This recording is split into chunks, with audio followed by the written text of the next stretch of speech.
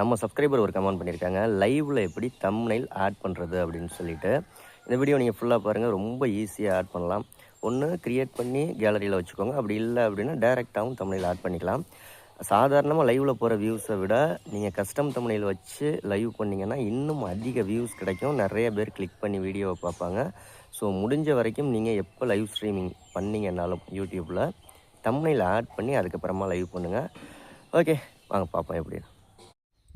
Okay, உங்களுடைய சேனலை open பண்ணிக்கோங்க. ப்ளஸ் ஐக்கான், அதாவது கிரியேட் ஐக்கானை கிளிக் பண்ணிக்கோங்க.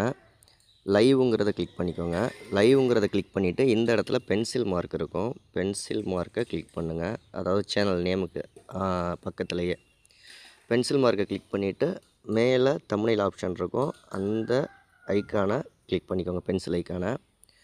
தம்ப்நெயில் டேரெக்டாக எடுக்கிறதா இருந்தாலும் கேமரா ஆன் ஆயிரும். டேக் தம்ப்நெயில் அப்படிங்கிறது. அப்லோடு தம்ப்நெயில்னாலும் உங்கள் கேலரி ஓப்பன் ஆகும். அதில் என்ன ஃபோட்டோ தம்ப்நெயிலாக வச்சுருக்கீங்களோ அதை ரீசைஸ் பண்ணி மேலே சேவ்னு இருக்கும். சேவ்னு கொடுத்துருங்க. சேவ்னு கொடுத்துட்டிங்கன்னா உங்களுடைய லைவுக்கான தம்ப்நெயில் ஆட் ஆயிரும். அதுக்கப்புறம் எப்போதும் போல் நீங்கள் லைவ் பண்ண வேண்டியது தான்.